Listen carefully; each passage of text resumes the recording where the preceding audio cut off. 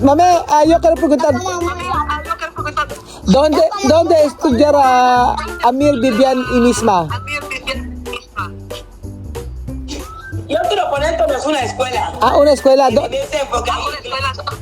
¿Dónde? Hay inglés. Hay inglés. Ahí va. Sí. ¿Dónde? En ese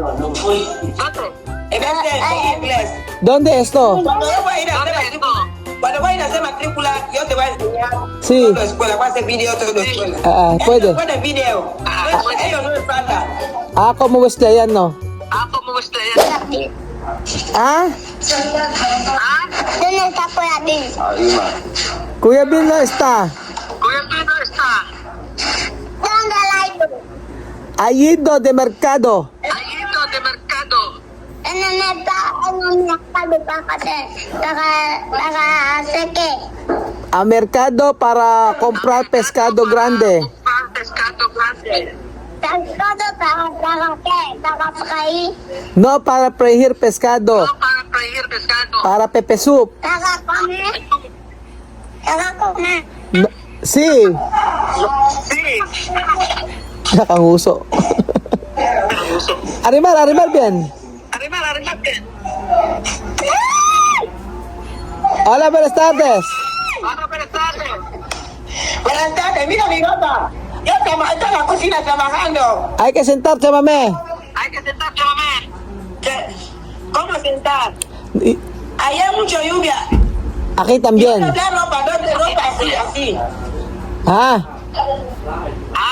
Que cuidara uno. ¿por qué? Que cuidara uno, yo he comido Kuya Kau, yo comí de espagueti. espagueti. ¿Qué clase de espagueti tú comer? De color. ¿Ah? Le estoy yo espagueti, desayuno de espagueti. Ah, de espagueti. Postre. ¿Postre? Espagueti con foster. No hay que tomar muchos postres. No hay que tomar mucho zumo. Mucho zumo está bien.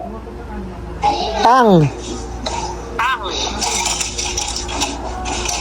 Ajá. Llámame. Mame, yo quiero preguntar antes. Good morning, Daddy. Good morning, Sopitita. How are you? Okay naman po. Are you kain? Ha? Oh, anak. Are you kain? Yes, kumain na ako. May komida, platano. Kanina, kala. Oh. Kanina, kala. Hoy, Mamud. Nena. Nena me solía pegar ahí. ¿Por qué tú pegar? Yo no la solía pegar. Ella misma se me solía hacer gachizo. Ah. Apoyo dice, ella quiere venir a Pilipinas. ¿Qué? Apoyo. No quiero que me Filipina. Sí. Tú. Filipina bien. Pena bien. Habla. Pena bien. Oh, ¿cómo se dice guapa? Pilipina. Ha? Maganda. Maganda. Guapo. Pogi. Delicioso. Masegan. Ano? Masegan. Ano matigas? Masarap.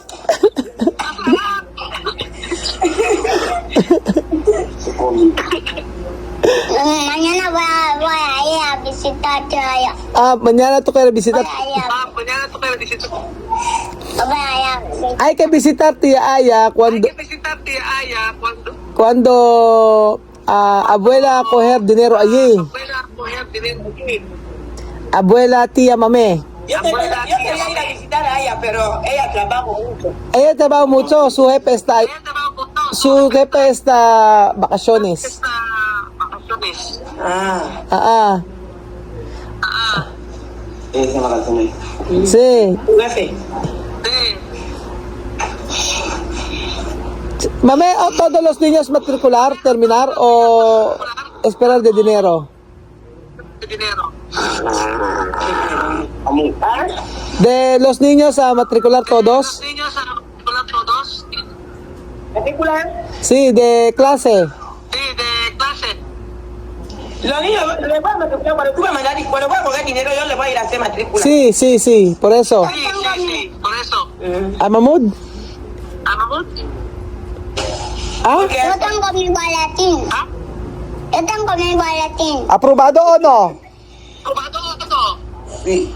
¿Tú has aprobado? Sí. La verdad, ¿aprobado? Sí, aprobado. Yabang. No, leero. ¿Qué comida tú mandas a la clase? ¿Qué tú traes? ¿Ah? Pan del chocolate. Pan del chocolate. Mame, yo quiero preguntar, ¿dónde estudiará Amir, Vivian y Misma? Yo quiero poner todos una escuela. Ah, una escuela. Y de ese enfoque. Hay ¿Dónde? inglés. Hay inglés. Ahí va. Sí. ¿Dónde? En ese hay inglés. ¿Dónde esto? Cuando yo voy a ir a hacer matrícula, matrícula, yo te voy a enseñar Sí. toda la escuela. Voy a hacer video toda la escuela. Puedo. Puede video. Ellos no me faltan. Ah, como Wesleyano. Sí, como Wesleyan. Ah, Privado, cerrado. Porque hay mucha disciplina. ah. No pueden salir. No pueden jugar. Yo quiero preguntar, a todos los niños ir allí de clase, pero ¿hasta cuándo esto escuela? Terminar. 1 año? Ahí hasta para terminar. Junio, ellos terminan para mayo. Mayo terminar. Ah. ¿Cómo va? Como antes, nosotros hasta mayo, primera semana de junio terminar. Pero ¿cómo Vivian, Amir y Misma venir aquí?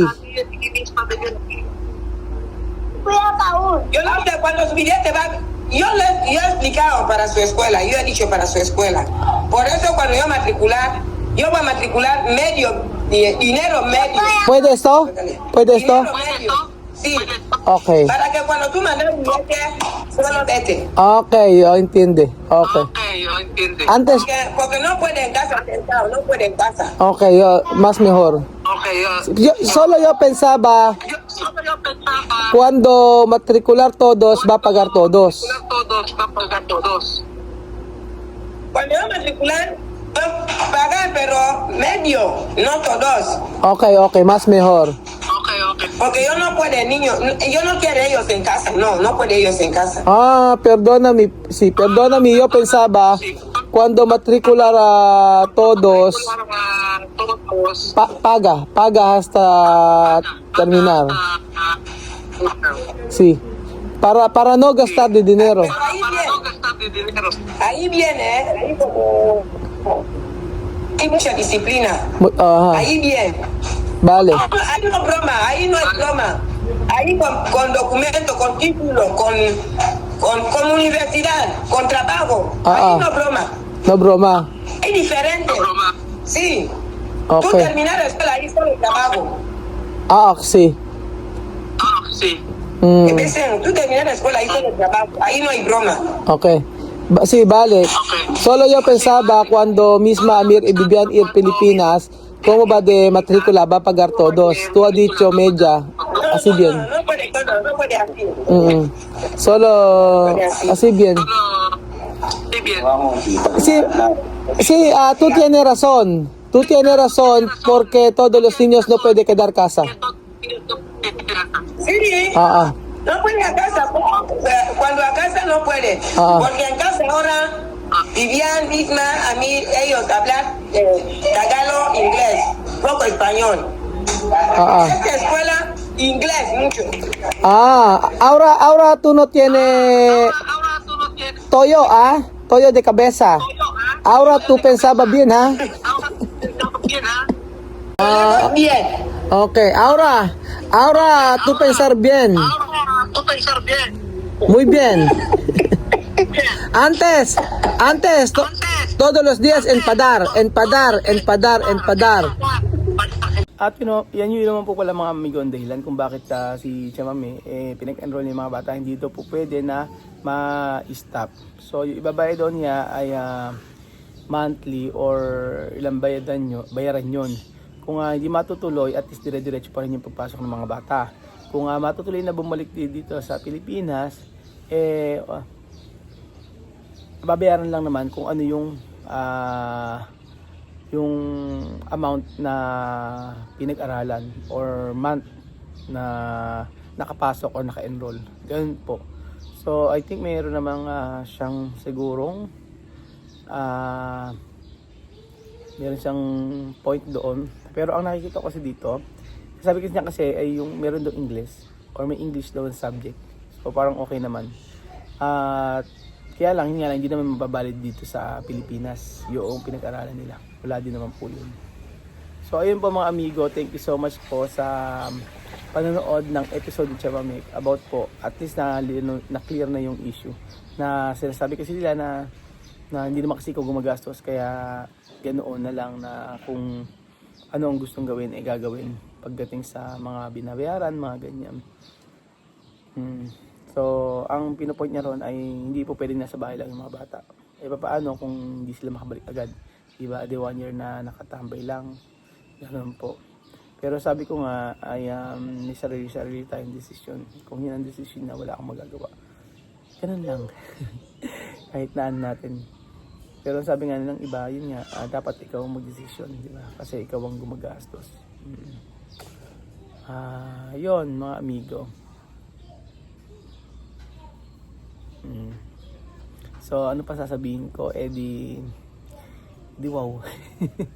Di wala akong masasabi kung hindi yun lang mga amigo na nawa mga decision sa buhay ay pinagpipray niya. Thank you so much po mga amigo sa pagdating episode 2. God bless.